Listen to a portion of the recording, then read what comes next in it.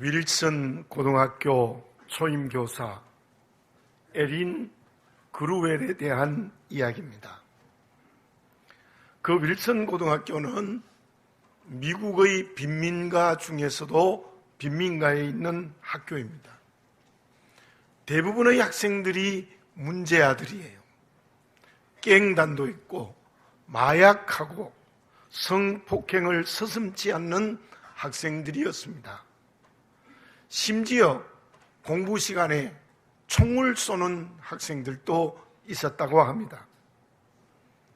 많은 학생들 중에 소년원을 다녀온 학생들도 있습니다. 과연 초임 여교사가 그곳에서 버틸 수 있을까에 대한 의문이 있었습니다.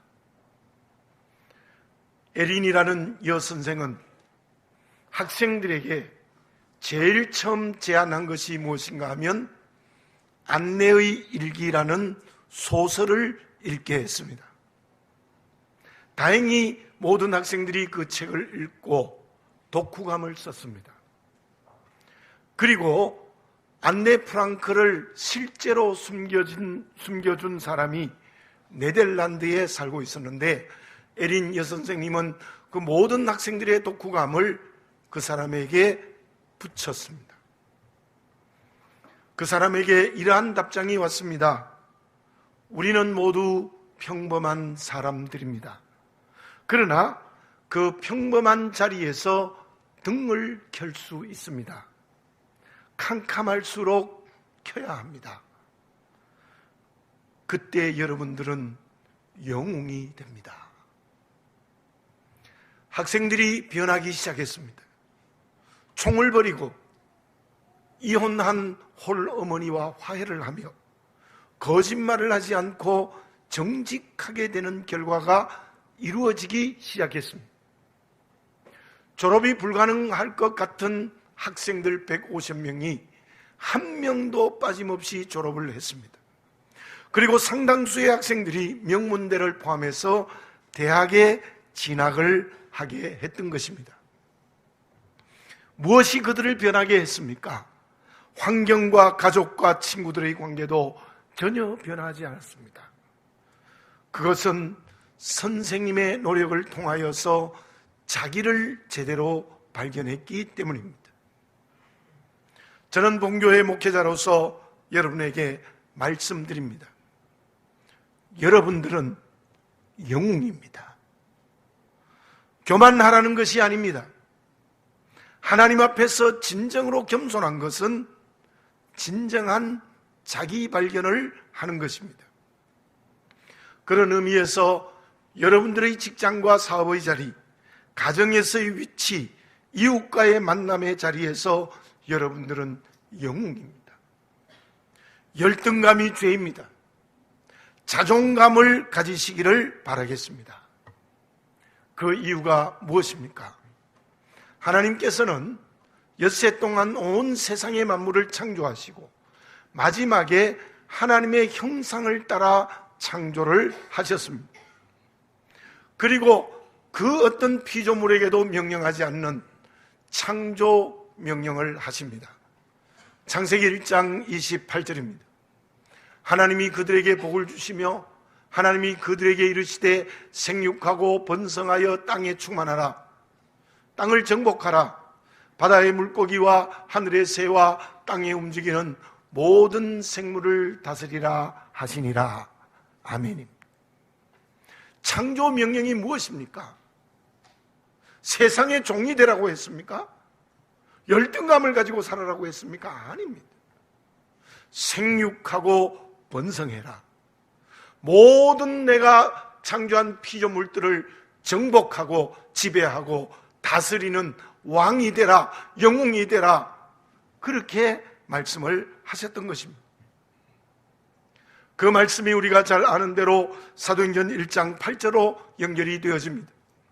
오직 성령이 너희에게 임하시면 너희가 권능을 받고 예루살렘과 온 유대와 사마리아와 땅끝까지 이르러 내 증인이 되리라. 이제 저와 여러분들은 이 세상을 복음으로 정복해야 될 영웅입니다. 왕과 제사장입니다. 결코 우리는 세상 것들의 노예로 전락해서는 안 된다는 것입니다. 저와 여러분 온 천하보다 귀합니다. 온 천하보다 더 큰 존재입니다. 천하보다 크니까 우리는 영웅이죠. 야곱과 에서의 이야기에서 우리는 무엇을 볼 수 있습니까? 야곱이 오직 했으면 태어날 때 형의 발뒤꿈치를 잡고 태어났겠습니까? 배고픈 형을 이용하여 밭죽으로 장자의 자리를 찼습니까? 눈이 어두운 아버지를 이용하여 장자의 축복을 받았습니까? 그는 하나님이 주시는 기업에 대한 열정이 있었습니다. 그래서 믿음의 조상이 되었고 저와 여러분들의 영적 믿음의 조상이 된 겁니다.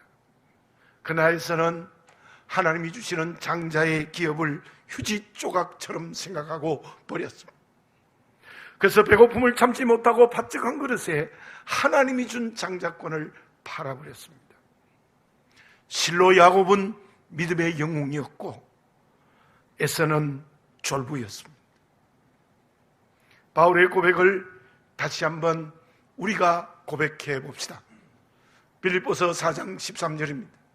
같이 한번 읽습니다. 시작. 내게 능력 주시는 자 안에서 내가 모든 것을 할 수 있느니라. 아멘. 성령의 능력만 주어지면, 성령의 권능만 주어지면 모든 것을 할 수 있을 줄 믿습니다. 믿음의 자기 정체성이 분명합니까? 나는 하나님의 자녀입니다. 세상을 복음으로 점령해야 될 영웅입니다. 혹시 졸부가 되어 있지 않습니까? 오늘 하나님 앞에서 자기의 정체성을 분명히 하여 왕같은 제사장, 세상을 정복하는 영웅이 되어지시기를 바라겠습니다. 만약에 그렇지 않다면 성령의 능력으로 회복하시는 역사가, 예배 속에 선택의 결단을 하시는 역사가 일어나시기 바랍니다. 그러면 하나님의 자녀로서의 정체성, 왕같은 제사장, 영웅이 되기 위해서 어떻게 해야 됩니까? 먼저 소극적인 것을 본문에서 발견하도록 하겠습니다. 우리 목동과 가까이에 살고 있는 신월동에 옷수선 가게를 운영하고 있는 아주머니가 있습니다. 며느리가 시어머니에게 붙여진 별명이 있습니다. 그 별명은 실밥도사, 옷수선 명품도사. 무슨 옷이든지 그 손에 들어오면 몸에 딱 맞게 수선해주고 실밥 하나 없는 깨끗한 옷을 만들어요. 근간에 사회인 야구 선수들에게 큰 옷들을 가져와서 몸에 딱 맞게 실밥 하나 없이 다 만들어 주었습니다. 며느리가 출근할 때는 어김없이 해주는 게 있대요. 눈이 침침함에도 불구하고 조그마한 실밥까지 깨끗이 잘라준대요. 어머니는 이런 말을 합니다. 명품 옷과 그렇지 못한 옷의 차이는 실밥에서 결정된다. 물론 옷의 재질과 모양이 좋은 게 명품일 것입니다. 그러나 그와 함께 실밥에서 명품 옷도 될 수 있고 실밥이 많으면 명품 옷이 되지 못한다는 거예요. 누가 세상을 하나님의 나라로 변화시키는 하나님의 자녀로서 왕같은 제사장 영웅이 될 수 있겠습니까? 우리의 인격에 묻어있는 실밥이 없어져야 됩니다. 실밥이 더덕더덕 내 인격에 묻어있으면 하나님의 자녀의 정체성을 가질 수 없습니다. 잃어버립니다. 졸부가 됩니다. 왕같은 제사장이 될 수 없습니다. 영웅이 될 수 없습니다. 그것을 본문에서 찾아봅시다. 번제와 소제에 대해서 여러분에게 설교를 했습니다. 분명히 번제와 소제는 하나님께 드리는 제사입니다. 제단에서 모든 제물을 불살라야 합니다. 저와 여러분들이 번제와 소제를 드린다는 오늘의 의미는 내가 하나님 앞에 나의 전부를 다 드리는 것입니다. 물론 속죄제도 하나님께 드리는 제사입니다. 그러나 그 내용이 전혀 다릅니다. 엄밀한 의미에서 속죄제는 하나님을 위하여 드리는 제사가 아닙니다. 나를 위한 제사입니다. 내 문제를 해결하기 위한 제사이라는 겁니다. 본문의 말씀 11절 하반절을 봉독해 드립니다. 그 위에 기름을 붓지 말고 유향을 놓지 말고. 하나님이 제일 좋아하시는 게 기름이에요. 올리브 기름도 그렇고 제물의 기름도 그렇습니다. 근데 속죄제에는 기름을 붓지 말아라, 유향도 놓지 말아라. 무슨 뜻입니까? 그 말은 하나님께 속죄제를 드리는 것은 향기로운 제사가 아니라는 거예요. 하나님께 향기를 드리는 게 아니라는 거예요. 무슨 뜻입니까? 6절 상반절에 이러한 말씀이 있습니다. 그 잘못으로 말미암아 여호와께 속죄제를 드리되. 속죄제를 드리는 이유는 자기의 죄 때문에 속죄제의 제사를 드리는 겁니다. 속죄제는 나의 죄를 하나님의 은혜로 용서받기 위하여 드리는 제사입니다. 오늘 읽지 않는 4장, 읽은 5장 전부 속죄제에 대한 규례입니다. 4장 20절에 보면 속죄한 즉 그들이 사함을 받으리라. 4장 26절에 보면 그를 위하여 속죄한 즉 그가 사함을 얻으리라. 4장 35절에도 같은 말씀이 나옵니다. 5장 10절에는 그의 잘못을 위하여 속죄한 즉 그가 사함을 받으리라. 5장 13절에 보면 허물을 위하여 속죄한 즉 그가 사함을 받으리라. 5장 16절에 보면 그를 위하여 속죄한 즉 그가 사함을 받으리라. 속죄죄는 분명합니다. 그 뜻이 죄와 허물 그리고 모든 잘못을 하나님의 은혜로 용서를 받아야 되는 겁니다. 그렇지 않으면 하나님의 자녀가 될 수 없다는 말입니다. 그 사람에게 하나님이 일을 맡기지 않습니다. 사명 주시지 않습니다. 왜냐고요? 자기를 잃어버렸기 때문에 왕같은 제사장이 될 수 없습니다. 믿음의 영웅이 될 수 없습니다. 죄란 말의 뜻은 이러합니다. 빗나간 화살, 더러운 얼룩, 무거운 짐, 빛, 이런 뜻이 있습니다. 하나님의 은혜로 관역을 향하여 바르게 날아가는 화살이 되어야 된다는 거예요. 속죄라는 말의 뜻은 덮는다는 뜻입니다. 더러운 죄의 얼룩을 덮습니다. 무거운 짐과 빚을 대신 져주시고 갚아주십니다. 그러므로 속죄 제사를 하나님께 드리는 것은 모든 죄를 은혜로 용서받는 겁니다. 그래야 하나님의 자리를 회복합니다. 제대로 자기의 정체성을 가지게 됩니다. 하나님의 은혜로 하나님 앞에서 바른 자리를 얻는 것입니다. 그것이 어디에서 이루어졌습니까? 주님의 십자가가 속죄죄입니다. 주님의 십자가의 은혜로 원죄가 용서되어졌습니다. 믿으십니까? 십자가로 원죄가 용서되어졌잖아요. 날마다의 회개라운 속죄제로 모든 자범죄도 다 용서되어졌습니다. 오늘 또 예배를 드리며 회개했습니다. 그때 나는 복음으로 세상을 정복하는 제사장과 왕이 될 수 있습니다. 바로 영웅이 될 수 있습니다. 그런데 내 인격에 죄와 같은 실밥을 드득드득 뭉쳐 있어요. 아직요. 이게 해결이 안 돼. 그러니까 왕같은 제사장도 될 수 없고 영웅이 될 수 없어서 사명 감당하지 못하는 졸부가 되어버리는 겁니다. 다윗은 간통하고 살인교사죄를 지었습니다. 용서받을 수 없는 죄입니다. 얼마나 큰 죄를 지었습니까? 그러나 그는 회개의 속죄죄를 드렸습니다. 시편 51편 1절과 2절을 다윗의 회개의 말씀을 읽어보겠습니다. 하나님이여 주의 인자를 따라 내게 은혜를 베푸시며 주의 많은 긍휼을 따라 내 죄악을 지워주소서. 나의 죄악을 맑게 씻으시며 나의 죄를 깨끗이 지하소서. 저때 다윗의 눈물이 폭포처럼 흘렀어요. 약간 과장법이 있었지만 눈물이 얼마나 많이 흘렀는지 눈물이 많이 흘러가 요가 눈물 위에 떴다는 거예요. 그렇게 철저히 회개의 속죄제를 드린 다윗, 하나님은 깨끗이 용서해 주셨습니다. 그 후 다윗은 끝까지 하나님의 마음에 맞는 사람이 되었고 그는 끝까지 나라를 하나님이 기뻐하시는 통치를 할 수 있었습니다. 왕같은 제사장입니다. 죄의 실밥을 깨끗이 끊어버린 시대의 영웅이 되지 않았습니까? 그런데 사울왕은 어땠습니까? 교만의 죄를 끝까지 회개하지 않습니다. 속죄제 드리지 않습니다. 결국 그는 왕의 자리에 내려오고 전쟁에서 아들과 함께 비참하게 죽지 않습니까? 나는 지금 제대로 된 속죄제를 드리고 있습니까? 죄의 실밥을 버리고 있습니까? 진심으로 회개해야 됩니다. 그래서 죄 용서의 체험을 성령으로 확실하게 해야 됩니다. 그때 세상을 정복하는 왕같은 제사장이 될 수 있을 줄로 믿습니다. 천하보다 큰 믿음의 영웅이 될 수 있을 줄로 믿습니다. 그러면 내 죄가 용서되는 죄사함의 은혜를 받는 것은 어떤 유익이 있습니까? 죄사함을 받아야 하는 또 다른 이유가 있습니다. 그것이 무엇입니까? 에브라함 링컨이 변호사일 때 이러한 일화가 있었어요. 아내 메리 토드는 성격이 급하고 과격했어요. 유명한 사람은 악처를 둔 것 같아요. 퇴계 선생도 아내가 문제가 심각했어요. 소크라테스가요, 악처 중에 악처였습니다. 링컨도 그 예외가.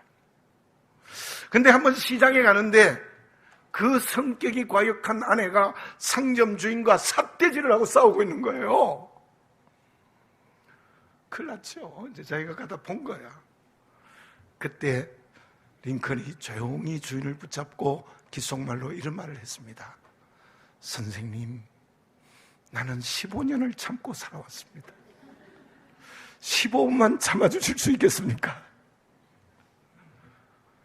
그 말을 들은 주인이 자기도 모르게 웃고 그 싸움이 끝이 났어요. 링컨에게 유머가 많은데요, 정말 유머와 같은 일화입니다만은 그 이야기에는 뜻이 있습니다. 아내라는 이웃, 주인이라는 이웃 모두에게 배려하는 마음이 있어요. 링컨이 그 이웃에 대한 사랑이 누가복음 4장 18절을 실천하는 시대의 영웅이 되어졌습니다. 링컨은 백악관에 기도실을 만들고 기도를 많이 한 사람입니다. 제가 읽어보겠습니다. 주의 성령이 내게 임하셨으니 이는 가난한 자에게 복음을 전하게 하시려고 내게 기름을 부으시고 나를 보내사 포로된 자에게 자유를, 눈먼 자에게 다시 보게 함을 전파하며 눌린 자를 자유롭게 하며. 그 사명이 대통령이 되어 도저히 할 수 없다고 생각했던 흑인 노예 해방을 하는 저 누가복음 4장 18절을 예수님처럼 실천하는 사명을 감당하는 왕같은 제사장이 되어졌습니다. 시대의 영웅이 되어졌습니다. 속죄죄의 제사는 내 죄가 용서되어지는 것이 그 중심입니다. 그런데 또 다른 뜻이 있습니다. 그것이 무엇입니까? 4장과 5장의 내용을 다시 보겠습니다. 4장 3절의 제사장의 속죄제의 제물은 수송아지입니다. 4장 13절에 보면 회중, 즉 온 이스라엘 백성들의 속죄 제물도 제사장과 같은 수송아지입니다. 4장 23절에 나타난 족장, 백성들의 지도자의 속죄 제물은 순염소입니다. 4장 28절의 평민의 제물은 암염소입니다. 5장 7절의 가난한 사람의 제물은 산비둘기 2마리와 집비둘기 2마리입니다. 5장 11절에 보면 극빈자들의 제물은 고운 가루 10분의 1 에바입니다. 여기에서 무엇을 볼 수 있습니까? 제사를 드리는 그 사람이 관계된 이웃들에게 얼마나 영향을 끼치느냐에 따라서 제물의 가치가 결정됩니다. 제사장과 온 백성들은 많은 사람들에게 영향을 끼치기 때문에 가장 값비싸고 가장 가치가 있는 수송아지를 드리는 거예요. 그리고 이웃에게 영향을 끼치는 정도에 따라 그 제물의 가치가 결정되는 거예요. 물론 가지고 있는 경제적 능력에 따라서 결정된 것은 끝에 두 군데 있습니다. 그러나 속죄제의 제사의 중심은 관계된 이웃들에게 어떤 영향을 주느냐에 따라서 제물이 결정되는 것이 틀림이 없습니다. 그리고 5장 1절에서 4절에 보면 죄를 용서받아야 하는 죄목이 나타납니다. 그 죄목에서 무엇을 볼 수 있습니까? 5장 1절을 읽어보겠습니다. 만일 누구든지 저주하는 소리를 듣고서도 증인이 되어 그가 본 것이나 알고 있는 것을 알리지 아니하면 그는 자기의 죄를 져야 할 것이요 그 허물이 그에게로 돌아갈 것이며, 법정에서 위증을 하거나 바른 증언을 기피 하는 게 죄라는 거예요. 그리고 2절과 3절을 읽어보겠습니다. 만일 누구든지 부정한 것들, 곧 부정한 들짐승의 사체나 부정한 가축의 사체나 부정한 곤충의 사체를 만졌으면 부지중이라고 할지라도 그 몸이 더러워져서 허물이 있을 것이요, 만일 부지 중에 어떤 사람의 부정에 닿았는데 그 사람의 부정이 어떠한 부정이든지 그것을 깨달았을 때에는 허물이 있을 것이요, 부정한 사체를 만지거나 접촉하면 죄가 된다. 4절을 읽어보겠습니다. 만일 누구든지 입술로 맹세하여 악한 일이든지 선한 일이든지 하리라고 함부로 말하면 그 사람이 함부로 말하여 맹세한 것이 무엇이든지 그가 깨닫지 못하다가 그것을 깨닫게 되었을 때는 그 중 하나에 그에게 허물이 있을 것이니, 함부로 맹세했다가 지키지 못하면 죄가 됩니다. 자, 여기서 우리는 무엇을 볼 수 있습니까? 잘 보십시오. 위증하거나 진실을 증언하지 않으면 나 아닌 이웃이 감옥에 들어가고 벌금 내야 됩니다. 내가 부정하면 나로 인하여 접촉하고 만지는 다른 사람이 죄인이 됩니다. 맹세한 것을 지키지 못하면 그에 해당하는 사람이 손해보고 상처를 받습니다. 재물의 가치나 죄목을 읽어보면 관계된 이웃과 연결되어 있다는 것을 분명하게 볼 수 있습니다. 여기서 우리는 속죄의 제사에서 배우고 알아야 할 것이 무엇입니까? 나를 향한 하나님의 뜻이 무엇입니까? 믿음으로 살아가는 우리는 관계된 이웃들에게 나 때문에 손해를 받거나 어려움을 당하게 하면 안 된다는 겁니다. 내가 거짓말을 해서 상대방을 공궁에 빠지게 하면 하나님 앞에 죄가 된다는 겁니다. 억울한 누명을 씌우면 죄 중에 죄라는 겁니다. 나 때문에 상대방을 죄짓게 하면 안 됩니다. 속죄제의 중요한 뜻은 나 때문에 다른 사람이 손해를 보거나 죄짓게 해서는 안 된다는 의미가 강하게 있습니다. 하와의 죄가 무엇입니까? 여성들에게 참으로 죄송합니다. 그러나 성경은 확실하거든요. 혼자 먼저 따먹었어. 혼자 먼저 따먹고 죄인이 됐죠. 혼자만 따먹고 가만히 있었으면 자기 혼자 지옥 갔을 텐데 그걸 남편에게 준 거야. 남자도 어리석죠. 또 주니까 또 덤벅 먹었어. 그래가 부부가 다 죄 짓고 부부가 다 죄 지어서 낳은 자식들이 전부 죄인이 된 거예요. 참으로 여성들에게 죄송합니다만은 우리가 죄로 멸망받은 것은 하와 때문이에요. 하와는 자기 혼자 죄가 아니라 그 죄가 남편에게로, 그 죄가 온 인류가 죄를 짓는 것으로 확장되었다는 걸 분명히 볼 수 있잖아요.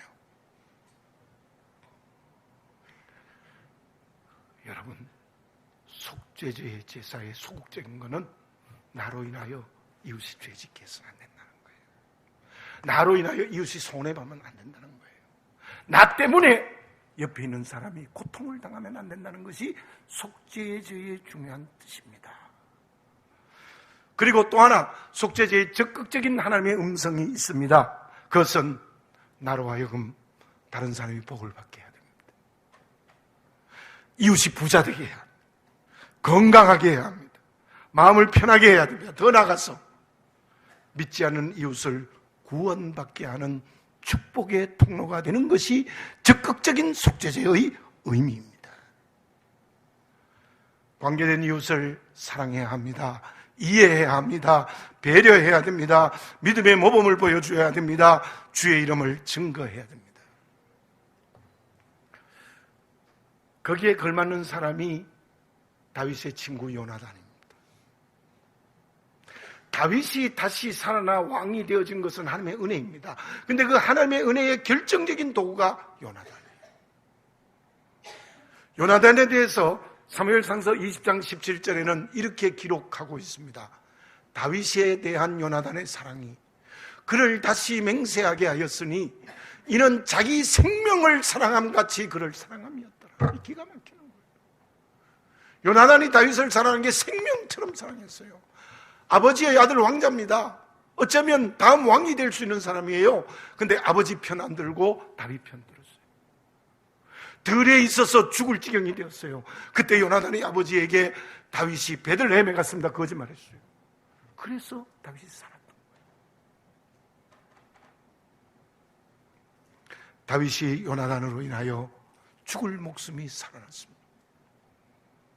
실로 요나단은 또 전쟁에서 비참하게 죽습니다. 물론 하나님의 뜻이 있었겠지만 참 다윗에게는 속죄제를 드리는 친구였습니다. 빌레몬의 종 오네시모를 대한 자세입니다. 아무리 바울이 간청했다 할지라도 그 당시에 돈 훔쳐서 도망가면 죽여버려도 죄가 안 됐어요. 그런데 주인을 배신한 종을 왔으면 이해하면 그저 종의 자리를 회복시켜주면 될 터인데 빌레몬이 어떻게 했습니까? 아무런 대가 없이 자유인이 되게 해줬습니다. 그뿐이겠습니까? 마음으로 진짜 사랑하고 경제적 뒷받침을 하여서 오늘로 말하면 신학 공부를 시킨 거예요. 그래서 오네시모는 초대교회 감독이 되어졌습니다. 이 빌레몬 부자입니다. 종이 많습니다. 정말 회개의 속죄제를 드리는 사람, 속죄제 정신을 이어가는 사람이었어요. 우리는 주님의 십자가의 은혜로 영생의 길을 가게 되어졌습니다. 주님 때문에 스스로 지은 죄도 용서받습니다. 뿐만 아니라 온갖 은혜와 복을 주십니다. 그 사랑과 은혜를 맡겨진 이웃들에게 나누고 베푸는 것이 속죄제의 정신임을 깨달아 아는 저와 여러분들이 되어져야 될 줄로 믿습니다. 소극적으로는 나 때문에 이웃이 손해보거나 어려움을 당하게 하면 안 됩니다. 적극적으로는 나 때문에 이웃들이 복을 받고 구원받게 해야 합니다. 바울을 통하여 빌립보 감옥의 간수장이 회개했습니다. 그 회개할 때 바울이 뭐라고 말했습니까? 사도행전 16장 31절입니다. 이르되 주 예수를 믿으라. 그리하면 너와 내 집이 구원을 받으리라 하고, 저 복음을 증거했을 때 간수장이 회개하고 예수 믿었습니다. 그 간수장을 통해서 빌립보 교회가 세워지는 놀라운 역사가 일어났습니다. 바울이라는 한 사람의 속죄제 정신이 축복의 통로가 되어서 얼마나 놀라운 열매를 맺었습니까? 나로 인하여 가족들이 복을 받고 구원받게 하여 주시기를 바라겠습니다. 나 때문에 가족이 상처를 받고, 나 때문에 가족들이 고통을 당하고, 나 때문에 예수 안 믿게 하는 일을 하면 그건 졸부입니다. 그런 일이 우리 그리스도인에게 없습니까? 나 때문에 이웃들이 복을 받고 구원 얻게 해야 합니다. 나 때문에 이웃들의 복음의 증거의 길을 가로막고 예수 못 믿게 하고 있지 않습니까? 저와 여러분, 진정으로 속죄죄의 정신을 가지고 오늘을 살아가는 살아있는 그리스도인이 되어주시기 바라겠습니다. 그러면 속죄제를 드려 죄의 용서함을 받고 맡겨진 이웃을 나로 인하여 축복과 구원을 받게 하면 하나님은 어떤 축복을 주십니까? 여러분, 우리에게 제일 큰 축복이 무엇입니까? 돈 많은 것, 높은 자리에 올라가는 것, 자식 잘 되는 것, 맞습니다. 그러나요, 시편 127편의 말씀처럼 제일 좋은 축복이 마음의 기쁨과 평안함입니다. 여호와께서 사랑하시는 자에게 잠을 주시는도다, 평안을 주시는도다. 죄 용서받으면 평안함이 있습니다. 기쁨이 있습니다. 누구도 빼앗아갈 수 없는 기쁨과 평안입니다. 왜요? 죄 용서함을 받았거든요. 그리고 이웃을 축복해 보세요. 축복의 통로가 되어 보세요. 받는 것보다 나누는 게 더 기뻐요. 아닙니까? 나누어 보십시오. 참 기쁨을 성령이 주시고 성령이 평안함을 주시는 거예요. 그리고 반드시 그것에 열매를 주십니다. 맡겨진 이웃이 구원을 받습니다. 여러분들, 이 축복 받고 살아가고 싶지 않습니까? 그것이 속죄제를 드리는 사람에게 주시는 하나님의 복입니다. 지금 여러분들은 속죄제의 제사를 드리고 있습니까? 나로 인하여 이웃과 열방이 복을 받는 축복의 통로가 되어 있습니까? 기도드리겠습니다.